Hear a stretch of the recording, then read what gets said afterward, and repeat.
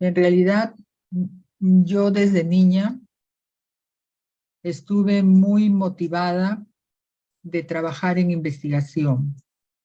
Y por eso es que tengo muy claro que la función de los padres es bastante importante. Yo cuando ya fui al colegio tenía clarísimo, en el Juan Alarco de Dahmer, cuál iba a ser mi trabajo allí en los días en que nos daban facilidades para elegir si queríamos en vóley o si queríamos música, danzas, y yo elegía visitar los museos que hubiesen en el país. O sea, mi interés por la historia nuestra fue muy marcada desde los 7 años en que mi padre me hacía comparar cómo vivían en los pueblos tradicionales actualmente y cómo habían vivido en el pasado con edificios monumentales impresionantes. Y me decía, mira hija, qué diferencia en la vida entre el pasado y el presente. Ese niñito actualmente no tiene ni siquiera zapatos. Y mira, su casita se está cayendo. Entonces, yo me preguntaba ya cuando llegaba a mi casa, pero ¿por qué esa distinción, esa diferencia?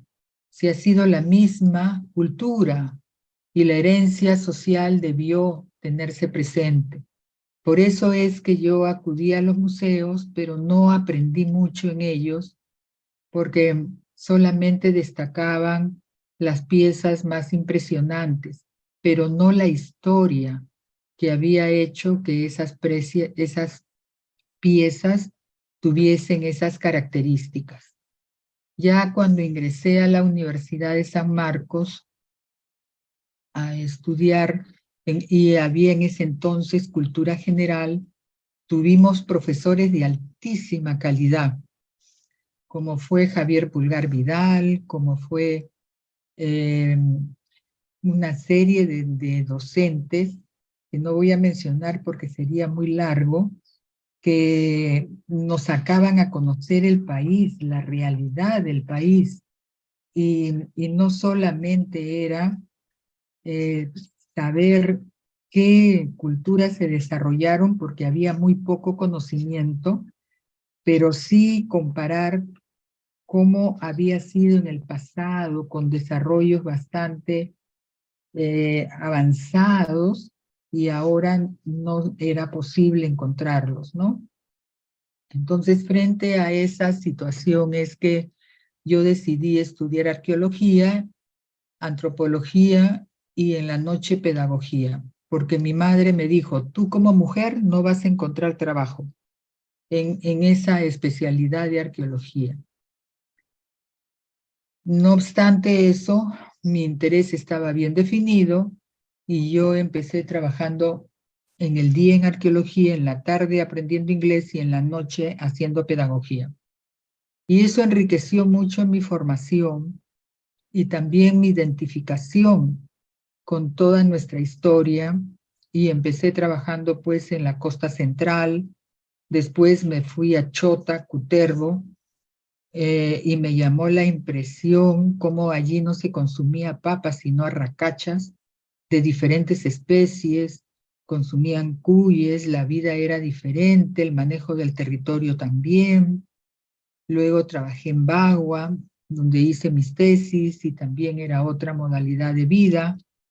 Un tiempo corto estuve en Puno, trabajando en Pucará con una invitación que me hicieron, y, y realmente esa visión del territorio del país, atravesado por la cordillera de los Andes, por más de 30 y tantos kilómetros de norte a sur, y también las modificaciones que se han logrado a través de la latitud, la longitud y la misma altitud de la cordillera, me hizo dedicarme a la investigación para ver cómo se vivió y cómo hemos encontrado los aportes que la mujer ha tenido frente a la situación que estamos viviendo.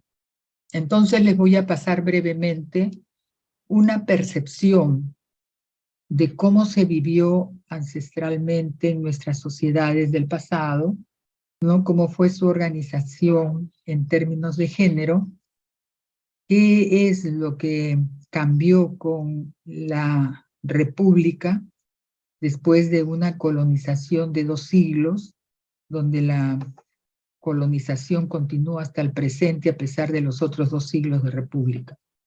Entonces, brevemente voy a presentar esa perspectiva que me parece que es necesaria para que nosotros tengamos presente el rol de la mujer y los cambios que se requieren en el país, ¿no? Y teniendo en cuenta, pues, la presencia que ella ha tenido y debe recuperarse en el presente, ¿no? Entonces le he llamado el rol de la mujer y los cambios que se requieren en el país, porque pienso que no debemos los académicos quedarnos en el mundo académico y solamente dialogar entre académicos. Debemos llegar a la sociedad y dialogar con la sociedad. De modo que esto es lo que estoy tratando con mis estudiantes también de la Universidad de San Marcos, de la Escuela de Arqueología, que esa visión integral para modificar, promover reflexiones y modificar las políticas de Estado que no nos está llevando a buen término, cómo podemos apreciarlo en el presente. Sin más preámbulo, entonces, allí pueden ustedes apreciar una representación de estatuillas de hace 4000 años, ¿no? Donde se ve al hombre con collares, que tenía pues una posición política adecuada. A la mujer se la ve con una mantilla como fue la que tenía la colla inca 4000 años después, 4400 años después, y con 2 collares, por la importancia que esta mujer tenía en la sociedad, ¿no?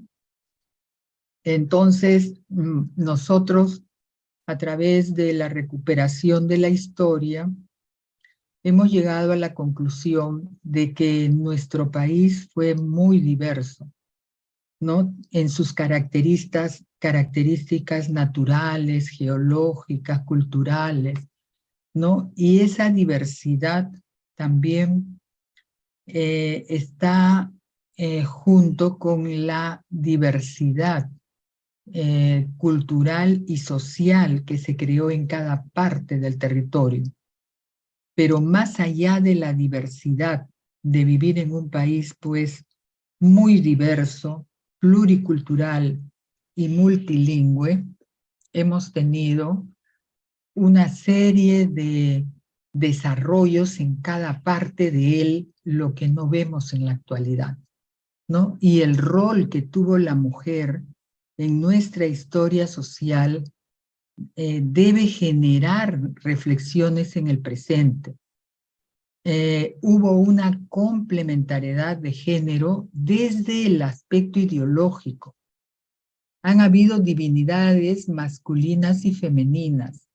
Las masculinas estaban relacionadas con el sol, con el agua del río y con las acciones económicas vinculadas con la agricultura, la pesca, ¿no?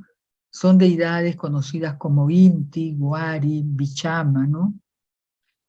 Las divinidades femeninas, en cambio, estaban vinculadas con otros astros, como la luna, y estaba en relación con los recursos que se obtenían para la subsistencia, tanto de la tierra como del mar. Entonces, a la luna la llamaban Quilla, a la tierra Pachamama, y tenemos a la diosa Rayuana, que es la que crea las semillas agrícolas que luego se distribuyen en la sierra y en la costa. Porque mientras que el hombre cazaba antes de asentamientos permanentes, la mujer se dedicaba a la colecta de plantas. Y así fue enterándose de las semillas y cómo podía darle continuidad a esa productividad de las plantas que requerían para complementar con la caza proveniente de esa actividad de parte del género masculino. Otra deidad era la Cochamama, que era la proveedora de los recursos del mar. Urpa y Huachac es la diosa relacionada también con las aves marinas, porque fue y se instaló en el mar después de unos conflictos que tuvo con los hombres. Choquesusa fue la gestora ante el dios Pariacaca de la construcción de un canal de irrigación, porque a la mujer le interesaba la productividad y llegó pues a darse cuenta que requerían manejar el agua del modo más correcto para que todos se beneficiaran con el flujo del río, y eso solo se podría lograr con canales de irrigación, para los cuales acudió también al otro género y hacer esa complementariedad de actividades. Todos pues adoraban a la tierra como Pachamama, que quiere decir la madre tierra, y de esa manera, con esa fertilidad y esa productividad, además de la que provenía del mar y fueron aprendiendo también a ser creadora en las fuentes fluviales, ¿no? Había una capacidad que las mujeres sintieron que era necesaria para la reproducción de la vida y se dedicaron mucho a ella.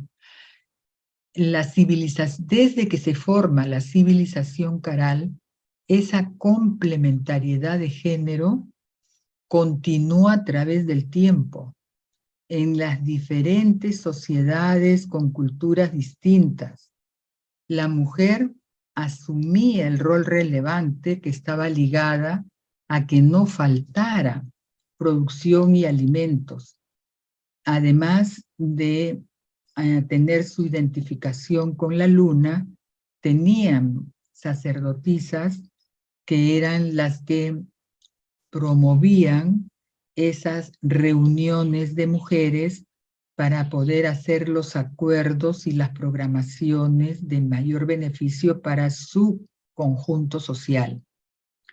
Entonces, desde Caral hasta la época inca, se ha logrado identificar que están relacionadas con la seguridad que la productividad daba para la continuidad de la vida. Y siempre en las representaciones, por ejemplo, acá de Vegeta, se ve las estatuillas de dos autoridades sentadas, ¿no? La mujer en el lado izquierdo y el hombre en el lado, bueno, como lo verán ustedes, la mujer en el lado derecho, el hombre en el lado izquierdo, pero ambos provienen del sitio de Bichama, donde hemos encontrado mucha información sobre el cambio climático que hoy día nos han mencionado y que tenemos datos muy interesantes al respecto. Durante la civilización, en el puerto también se ve lo mismo, mujeres que tenían bastante importancia en los roles que aplicaban en su sociedad para garantizar, pues, la continuidad de la vida en condiciones adecuadas de la nutrición y de la alimentación. En otros periodos siguientes, ¿no? Como ya Carales entre 5.000 y 4.000, en otros periodos siguientes también se logra identificar que la mujer seguía cumpliendo una serie de roles dentro de la sociedad y reconocimientos cuando se los enterraban. En el periodo siguiente del formativo medio también vemos en Chavil representaciones de mujeres, como también en Chota, en Pacopampa, o en Carua, en Ica. O sea, mujeres con símbolos de poder, como pueden ustedes apreciar en lo de Carua y en las otras también. O sea, tienen esos especies de bastones con representaciones simbólicas y es una mujer la que los porta, ¿no? En el siguiente periodo, ya de desarrollos regionales, vemos también esa complementariedad. El hombre comprendió que requería de la mujer y la mujer tenía sus propias funciones y de ese modo podían sacar adelante la sociedad a la que pertenecían. Ahí está la representación en Nazca de ambos géneros.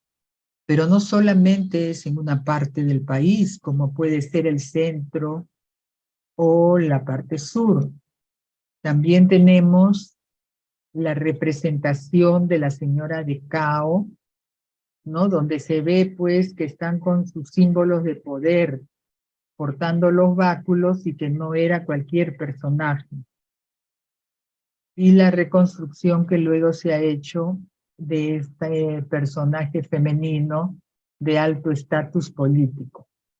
En el siguiente periodo igualmente, ya en el horizonte medio, estamos viendo, ¿no?, la representación de la mujer con símbolos de poder, uno frente al otro. Acá estamos viendo a la mujer frente a esta representación está la del varón. En Lambayeque igualmente se ve la representación de una sacerdotisa en Chornancap, que fue trabajada por el colega Carlos Wester, que es muy minucioso, muy detallista en las investigaciones, ¿no? Y encontró pues todo el trabajo que habían hecho para poder enterrar a la sacerdotisa en las condiciones más adecuadas. En la época inca, la Colla celebraba la fiesta que se llamaba Colla Raimi, que es muy interesante porque marcaba el inicio de un nuevo ciclo productivo. ¿Qué quiere decir? Que en esa fiesta se daba inicio, ¿no?, con conocimiento de todos los participantes, que se marcaba el inicio de un ciclo productivo. Y está la mujer allí representada como el símbolo de esa continuidad productiva que le da vida a la sociedad, ¿no? Además de ello, conocemos por las crónicas que la Colla, que era la esposa del Inca, era la responsable, encargada de las relaciones políticas entre naciones diferentes. Entonces, si había algún conflicto, ella es la que intervenía. Entonces, había ese reconocimiento de las características y condiciones y las diferencias que habían entre géneros y que se requerían complementar. Es interesante porque cuando los españoles llegaron y encontraron estas características, dijeron pues que los hombres de esta parte de la costa eran muy débiles, porque en la mayor parte, entonces la gente de la costa, como decía, cuando llegaron los españoles, ellos tenían pues una total desigualdad en los géneros, y cuando vieron que las mujeres tenían acceso al poder, inmediatamente se expresaron de una manera pues incorrecta, dijeron que los hombres eran muy débiles, porque permitían que gobernaran las mujeres. Y en verdad, las mujeres se llamaban tayaponas cuando asumían el poder. Y en otras partes, de acuerdo a sus idiomas, le llamaban capullanas. Y eran muy respetadas. Y aunque habían también curacas, ¿no?, las mujeres, las capullanas o las tayaponas, ¿no?, eran las que más predominaban en esta parte del país. Entonces, eso fue lo primero que le llamó la atención, pues, a Francisco de Toledo. ¿Eso qué significado tiene? Que con la conquista y la implantación de la colonización se producen los cambios que todavía sentimos en el presente. La conquista, por ejemplo, Atahualpa le ofreció a Pizarro que conociera a su prima hermana, que era una joven muy bella, porque más o menos tenían esa costumbre entre curacas, entre gentes de poder, buscaban no entrar en conflictos, sino matrimoniarse entre sí, para luego, pues, encontrar soluciones sin acciones bélicas. Le pareció muy buena idea al español, pero al día siguiente mandó matar a Atahualpa. O sea, no estaban ellos acostumbrados a conciliar de esa manera. E igualmente, durante los 2 siglos de colonización, las mujeres venidas de España maltrataban a las mujeres de acá, ¿no? Como si fueran sus esclavas. Lamentablemente, como pueden ver, una mujer contra una mujer. Ya después nosotros vemos que cuando se hacen los cambios en 1780 aproximadamente, 82, pero es unos cambios que van a afectar bastante la economía de los españoles que vivían en esta parte del mundo, porque con esos cambios lo que pretende la metrópoli española es que los criollos, que eran los españoles nacidos ya en este territorio, no tuvieran acceso a los bienes y recursos como lo venían haciendo, como era la minería, como eran los productos que se llevaban en beneficio de exportarlos y venderlos hacia otras naciones. Entonces, frente a esos cambios se desmembró el virreinato y se creó el virreinato con sede en Bogotá, ¿no? De Nueva Granada, y se creó otro virreinato en el sur con sede en Argentina. Entonces, esos 2 virreinatos querían controlar las economías y que no quedase solo en beneficio de los españoles nacidos en Perú. Bueno, frente a la situación que se estaba pasando, también surgieron las reacciones de los curacas y de las mujeres que siempre habían estado muy activas de promover los cambios que estaban perjudicando a sus naciones. Entonces está, por ejemplo, la esposa de Tupac Katari, ¿no? Que intentó sitiar la paz y no dejar pasar a los españoles, pero fue apresada y la condenaron a la horca y su cuerpo fue descuartizado. Otra mujer muy empeñosa fue Tomasa Titu Condemaita, que también ayudó con toda la economía que tenía a la insurrección de Tupac Amaru. Tenemos la esposa de Tupac Amaru, Micaela Bastidas.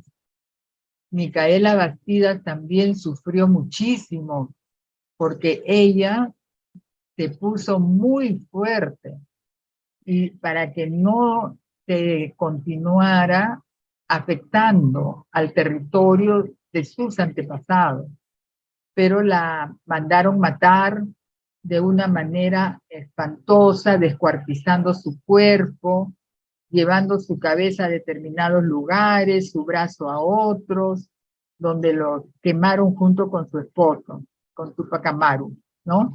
Y luego todos los bienes fueron embargados, todos los bienes que ellos tenían. Otro cuadro también que es interesante es de esta familia, donde la madre influye mucho en las hijas. María e Ingenia Toledo no dejan que los realistas pasen por un puente colgante. Cortan el puente colgante, ellas mismas, ¿ya? Entonces, con ese liderazgo y valentía, el general pues San Martín, que pudo apreciar y reconocer cómo se expusieron estas heroínas, ya después le dio el reconocimiento de medalla de vencedora. Pero no solamente hemos tenido algunos casos. Es bien interesante ver cómo en el interior del país las reacciones fueron muy marcadas y nos recuerdan lo que está pasando en el presente. Por ejemplo, cuando reaccionó Mateo Pumacahua en Cusco, Ventura Calamaqui también reunió a cientos de mujeres campesinas en Huamanga para que se levantaran, para desafiar al destacamiento español. Y con gritos patrióticos, ¿no? Motivaron a los ayacuchanos a someterse y avanzar contra los españoles. Y se enfrentó pues al capitán Vicente de la Montoya, exaltando en su discurso los valores de la libertad y de la igualdad, ¿ya?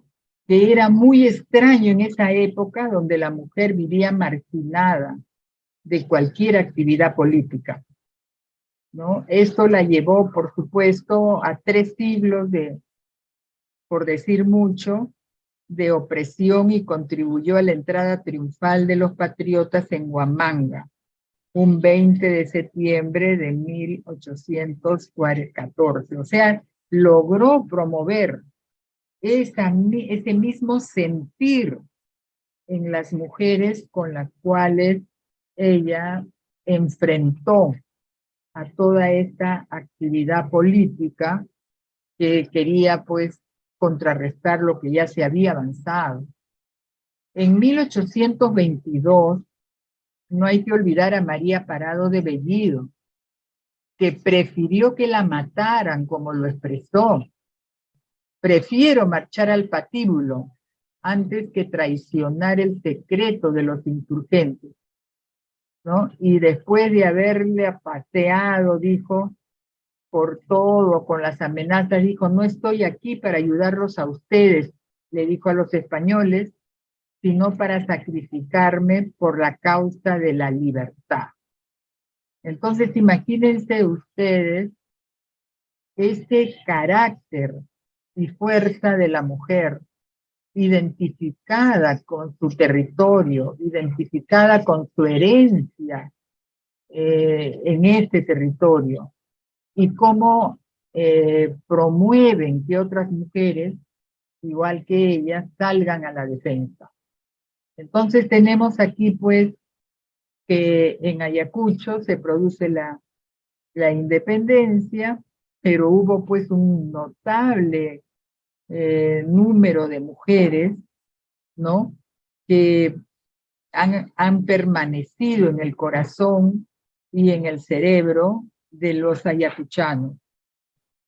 En la guerra con Chile, por ejemplo, las rabonas, así las llamaron, en la guerra con Chile fueron las mujeres, las que no se quedaron fuera de la defensa del territorio, sino que acompañaron a los hombres, ya sean sus esposos, sus padres, sus hermanos, llevando en la parte posterior, por eso le llamaron las rabonas, ¿no? Los alimentos y las condiciones para que pudieran descansar en la noche.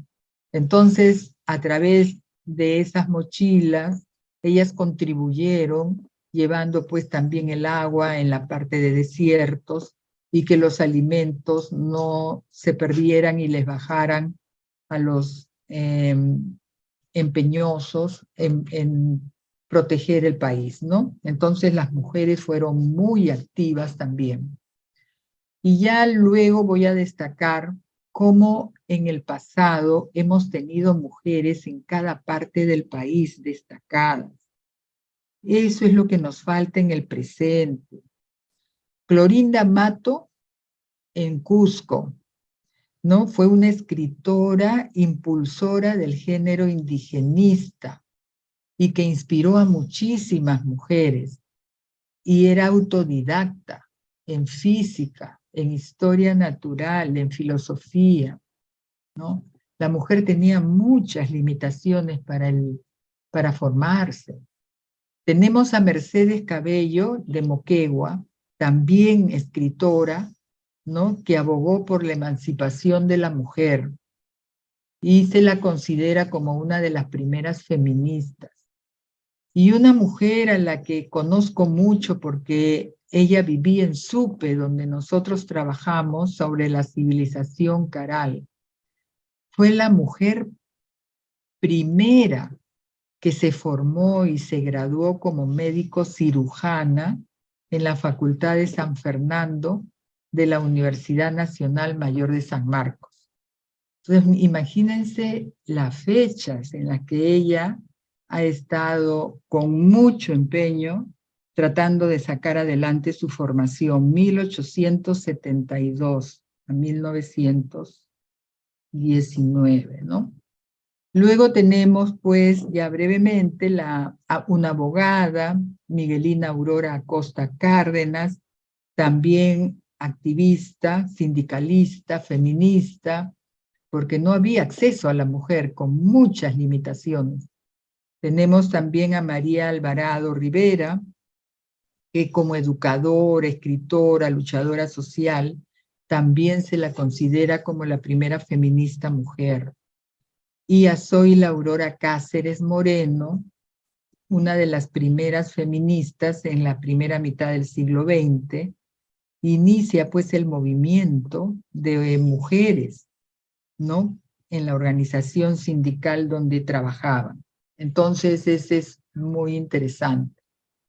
Lo logrado finalmente con esa participación de las mujeres en sus diversos campos de la actividad y además en el contexto mundial fue que en la época del presidente Odría se promulga la ley 12391 que modifica la Constitución y concede el derecho al sufragio a las mujeres mayores de 21 años, que supieran leer y escribir, y a las casadas mayores de 18 años con el mismo requisito, reconociendo su calidad de ciudadanas. Imagínense, la República, ¿cuándo fue?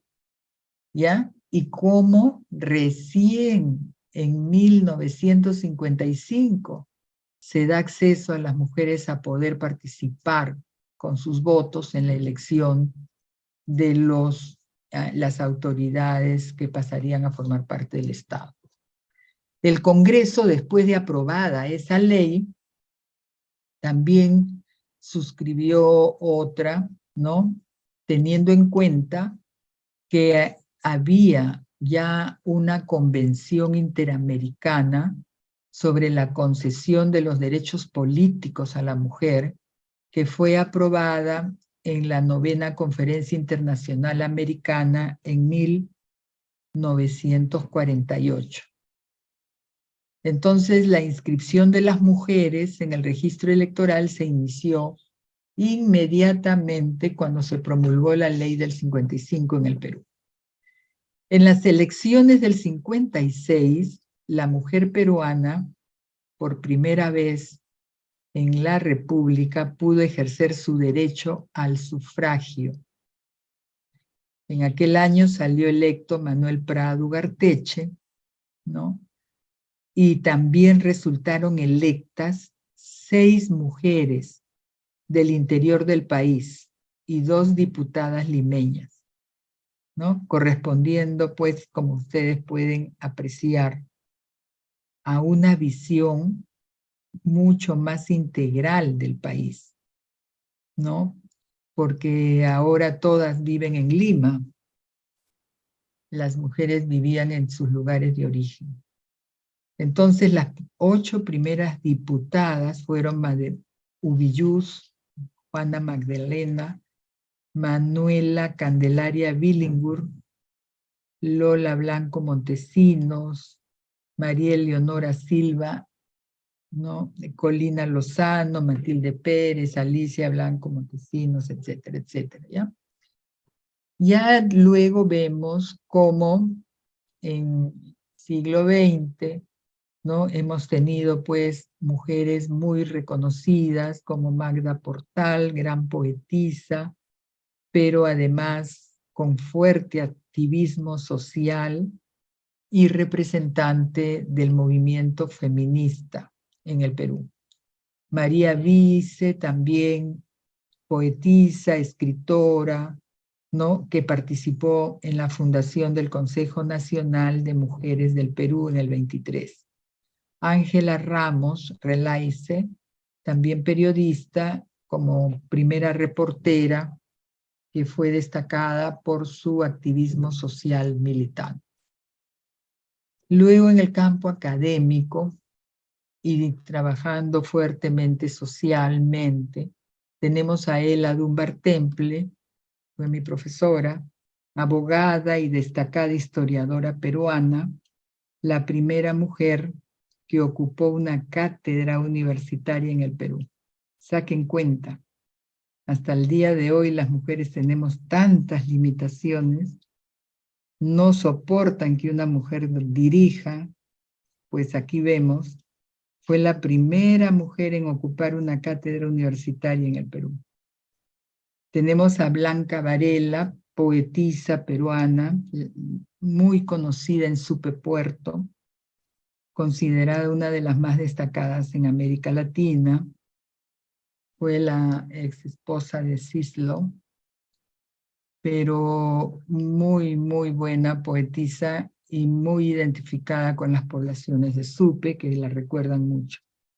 María Rostorowski, que muchos la conocerán, es la historiadora, ¿no?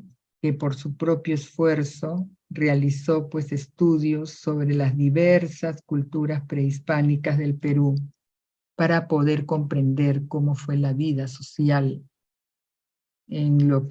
a través de las crónicas y de las publicaciones. Tenemos ya en el área más artística a Ima Sumac, ¿no?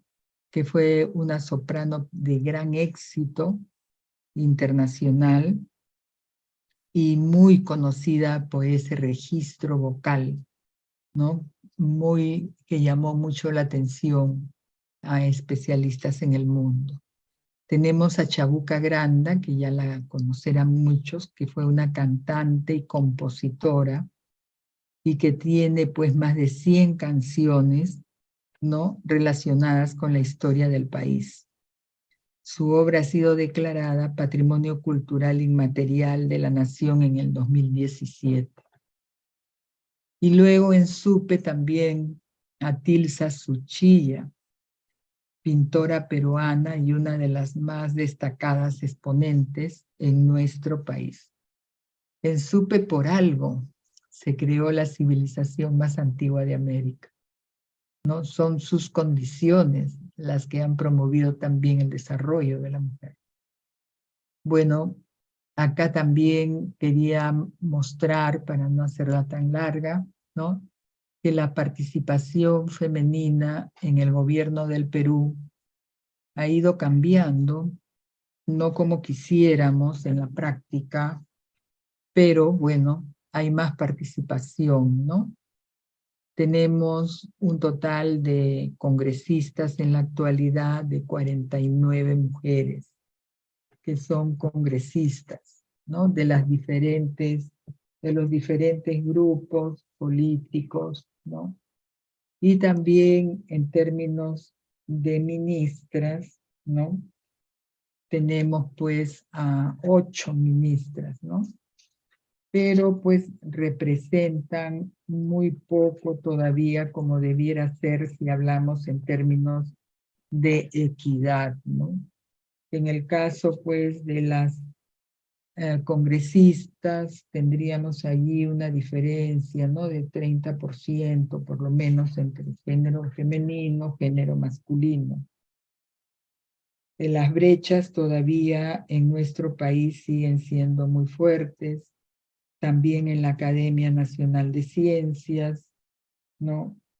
Nos cambian todavía, sí, algunos aspectos, pero nosotros necesitamos pues más cambios que hagan posible que esa equidad tenga una visión de desarrollo complementario, que es lo que nuestro país requeriría o requiere para mejorar las condiciones de vida, que cada vez las vemos con más limitaciones y sin identificación con el territorio, con el manejo integral de este, con el beneficio compartido, común en cada parte del territorio, como hicieron nuestras sociedades ancestrales, ¿no?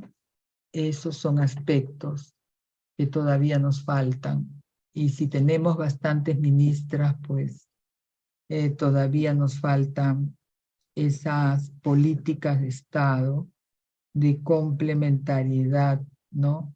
Donde haya una identificación, de promover la investigación, que nuestros académicos no se queden en el mundo académico, que ingresen a las sociedades que tienen diversidad cultural y social, para que a través de la formación desde la niñez, desde la adolescencia, se pueda fortalecer la identificación con el país en su territorio donde han nacido y no seguir los malos consejos de los padres que les dicen: hijo, si sigues viviendo aquí, vas a seguir siendo pobre como nosotros. Entonces, no hemos sido así en el pasado. En el año 1960 teníamos en Lima una cantidad de población de aproximadamente 1.267.000 habitantes. Actualmente, de acuerdo a la información del INEI, nuestra población es de casi 11 millones de habitantes, de los 33 que se supone tiene el Perú. Entonces, ¿qué está pasando con el interior de nuestro amado Perú, como decía José María Arguedas? Más del 75% de los campos de cultivo que fueron creados por nuestras sociedades ancestrales, de acuerdo a una evaluación que ha efectuado investigadores de Bélgica, nos indican que hemos perdido y solo nos queda el 25%. Y es una pena porque en cada parte del territorio se crearon tecnologías apropiadas de acuerdo a sus características y condiciones. Y en estas características, pues, la cordillera rocosa, como es la andina, fue convertida en campos de cultivo fructíferos, que no los tenemos sino ya en un 25%. Entonces, no estamos manejando el país como se manejó en el pasado, de acuerdo a cada realidad y sus condiciones ecológicas, geomorfológicas, etc. Y por eso estamos con tanta desigualdad, tanta disconformidad, tanta delincuencia. Y yo considero que los académicos no debemos seguir encerrados en nuestro campo académico, sino que debemos justamente coordinar con las autoridades políticas, con los líderes de los centros poblados, ¿no? Y que propongamos soluciones a los problemas que en cada parte del territorio se identifican. Eso se hizo en el pasado, esa complementariedad de género colaboró muchísimo Y eso es lo que nos falta en el presente. Y no seguir maltratando a las mujeres y diciéndoles que ellas están para servirlos a los maridos, no para hacer trabajo alguno. Entonces, esa visión de la vida totalmente equivocada ha hecho que la República siga colonizada, que los feminicidios sigan en aumento y que nosotros no tengamos las condiciones para mejorar nuestros modos de vivir, identificando los problemas, creando o recuperando las tecnologías apropiadas que ya se habían creado en el pasado y organizándonos y planificándonos para que tengamos pues ese desarrollo que nuestro país necesita. Acá pueden ver ustedes la violencia contra la mujer, esa comparación que ha hecho el INEI desde 2015 al 2021, vemos pues que casi el 50% aumentado. Entonces, ¿qué desarrollo es el que tenemos? Ninguno. Por tanto, el mensaje que debemos recuperar de nuestras sociedades ancestrales es que debe darse igualdad de oportunidades al género femenino y masculino y debe haber un desarrollo armonioso, cognitivo y emocional. Ese desarrollo armonioso caracteriza al género femenino, al cerebro de la mujer. Y eso es lo que nos identifica con el territorio, con nuestros vecinos, con la sociedad donde nacemos. Y hacia allí debemos apuntar y contribuir desde nuestras especialidades. Por eso hemos creado Naira Kunampacha, que su significado es el presente que recurre al pasado para una comprensión más adecuada de la realidad social. No puede ser que los políticos estén actuando solos o con sus amistades.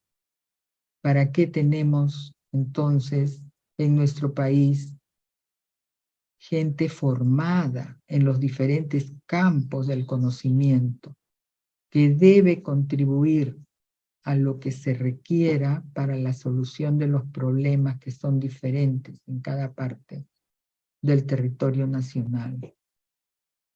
Y además de ello, organizar a las poblaciones para que con sus líderes participen también y no estén esperando el asistencialismo y que todo viene y no aportan nada. Entonces, además de ello, también invitar y comprometer a los empresarios que están en determinados lugares trabajando con los recursos, pero sin beneficio necesario para las poblaciones. Entonces, esa combinación, creo, de entre todas esas partes podrán impulsar los cambios que nuestro Perú necesita en relación con las características de su territorio. Y además, como bien señalaron ya, estamos entrando a un cambio climático que se irá intensificando conforme pase el tiempo, pero no estamos preparándonos para ello y somos uno de los países más vulnerables del mundo. Nuestros antepasados supieron hacer muchos aspectos. Los pequeños peces, ¿no? Los desecaban y con la sal que caracteriza muy cerca de Supe y Guaura, secaban el pescado y luego pues sin necesidad de refrigeradora, podían consumirlo a través del tiempo. Pero así como eso, avanzaron también en otras partes del país, deshidratando la papa, deshidratando una serie de otros productos, y ya nuestros conocidos de Israel están transformando el agua del mar en agua potable. Y nosotros tenemos necesidad, porque los nevados están desapareciendo ya en gran medida, más del 40%, como bien nos ha informado Gisela Orjeda. Entonces, ¿de dónde va a venir el agua? De los ríos, ¿no? Que crean los valles y bajan hasta el Océano Pacífico. Tenemos que prepararnos para que esa agua potable transformada la remitamos al interior del país.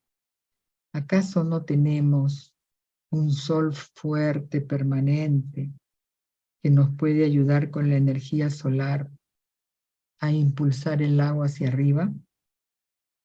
Lo que nos falta es planes de trabajo, organización para su ejecución y crear las condiciones de vida que nos hagan necesarias darles continuidad a todos los que estén habitando en la Chala, en la Yunga, en la Quichua, en la Una Janca, ¿no? Y de acuerdo a las características de cada territorio. Bueno, muchas gracias por su atención y discúlpenme si me he prolongado mucho.